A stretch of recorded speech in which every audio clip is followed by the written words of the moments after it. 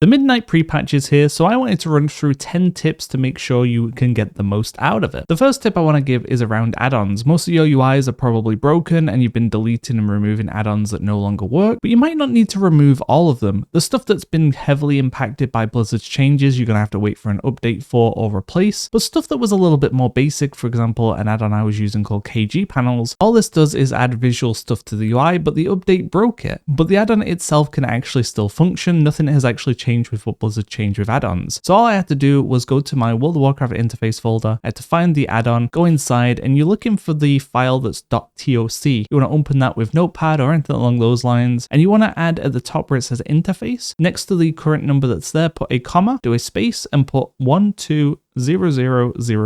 I'll have this in the description as well so you can copy it and make sure it's right, and then you'll save that. And what that's going to do is now make the add-on technically compatible with the midnight update. It might not fully work, you'll have to log in and try it, but there's a lot of more simple add-ons that broke that all you need to do is update this simple bit and it'll start to work again. You'll know an add-on is eligible for this type of change if when you log into WoW it says incompatible. If the add-on shows as incompatible, then you can make this change in the file and you've now made it technically compatible, and then from there it's down to whether the actual add-on code is now still compatible with the game itself. For the next tip, I wanted to run through some alternative add-ons in case the add-ons you were using previously no longer work, they haven't been updated yet, just so you can get your UI ready for midnight. So first of all, unit frames. A few options you have here are unhalted unit frames, you're going to have better blizz frames, and you're also going to have midnight simple unit frames. And all these are going to impact your unit frames. That depends on the type of customization and stuff that you want, but these are three you can potentially look at. For nameplates, if you don't like the default Blizzard ones, you're going to have the same options you had before, which was Plater and Platinator. In terms of class combat stuff, so like your kind of trackers and your cooldown managers and stuff, if you have a few options here. First of all, you have ArcUI.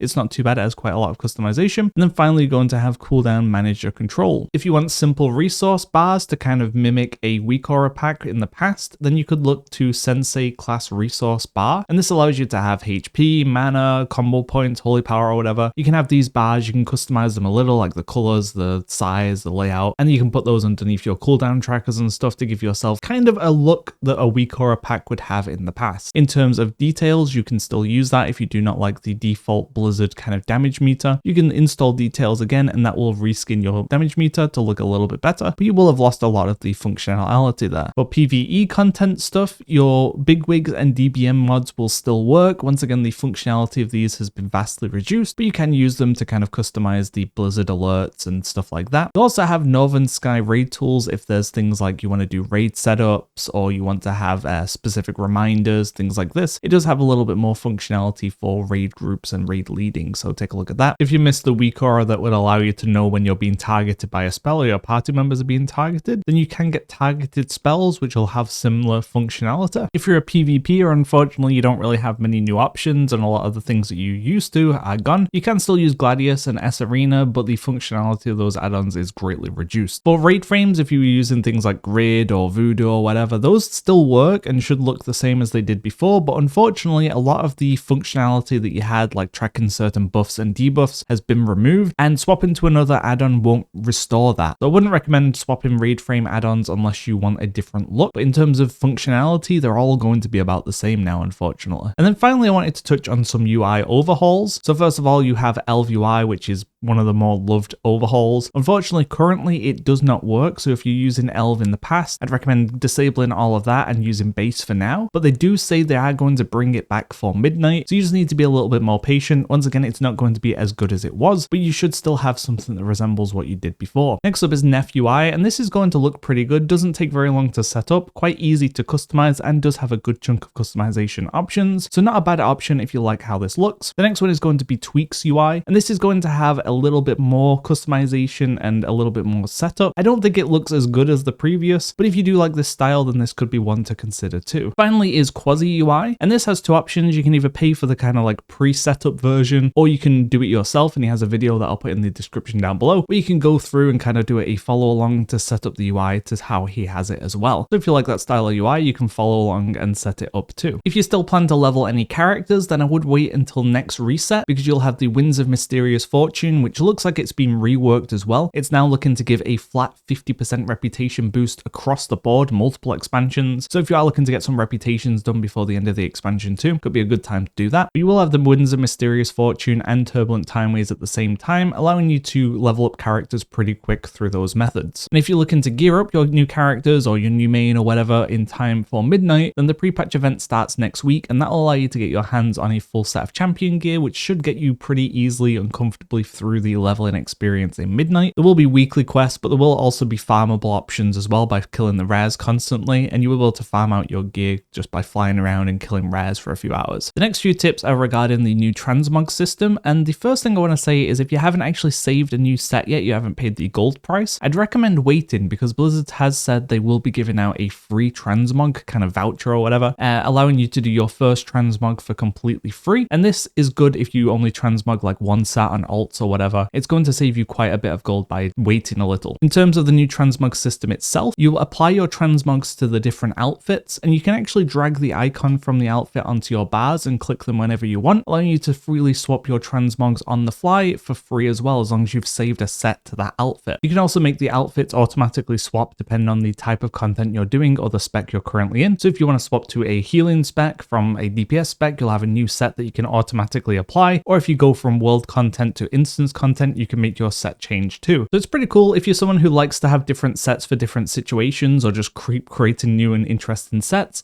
Then I think you will really like the new outfit system. The next tip is to use this time to decide your main character moving into midnight. For the most part, the new tier sets won't impact gameplay too much. The Apex talents that we don't have access to yet will, but for the most part, you can get a good idea of how each spec is going to play in current content, and it'll give you an idea of how it will play in moving into midnight. So I definitely recommend checking out the things that you're interested in and using this time to pick your new main and then making use of the pre-patch to get it geared and ready for the expansion. And if you want to play versus AI in both PvE and PvP, obviously you have the follower mode dungeons for PvE, but there's also a PvP training grounds now where you can go in and play versus AI players as well if you just want to get a better idea of how the spec will play in different types of content. The next tips are going to be around housing, and the pre-patch did introduce these housing endeavors which you can actually take part in even if you don't own Midnight or a house, but the downside will be some of the activities you can't actually do. You do need Midnight to be able to interact and do certain things, but you will be able to jump into endeavors and at least take a look at them and get an idea of how those will work. Also, the lumber achievements for being able to fly while collecting lumber are now in for the pre-patch. So you'll be able to go around, collect lumber and work towards your achievements, and these will allow you to collect lumber without being dismounted. And if you weren't aware as well, the new housing design options have been added. You can get the Blood Elf house or the Night Elf house depending on your faction. So if you want to do a new build based on that, then you can go wild and start doing that in the pre-patch. And then the final tip is to start considering working on things that will be more difficult later. The pre-patch has already broken a lot of things in terms of things that have become very, very easy, and there's a bunch of things that have become very, very difficult because of the weird level scaling, things like that. But you do want to consider doing things in the War Within that are going to be much more difficult to do once there's less players in the zone. For example, the salvaging stuff in Undermine might be a little bit more difficult to get the rare to spawn, or doing Old Mole Rufus in Ringing Deeps. Getting enough players to click all the levers at the same time might become increasingly difficult, and you will have some things being removed from the game as well once Midnight launches. For example, the mount that drops from Heroic Dimensius, that is going to be gone. The Mythic Raid mounts will go to a much lower drop chance. So there's things like that that you should consider doing before the end of the expansion. Either way though, I do hope some of these tips were helpful, and